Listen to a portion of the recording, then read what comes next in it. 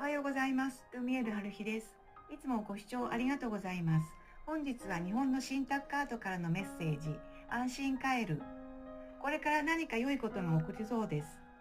カエルの精霊はサウタビコの神のお使いであり、古くから幸運のシンボルとして広く愛されてきました。無事カエル、金カエル、若カエル、よく考える、体が元に帰る、おたまじゃくしから帰るで6福をもたらすと言われています。必ず帰ってくることを知って安心してください。待つことを楽しみましょう。カエルのスピリットはあなたに間もなく豊かなエネルギーが流れてくることを教えています。では今日も口角上げて元気にいってらっしゃい。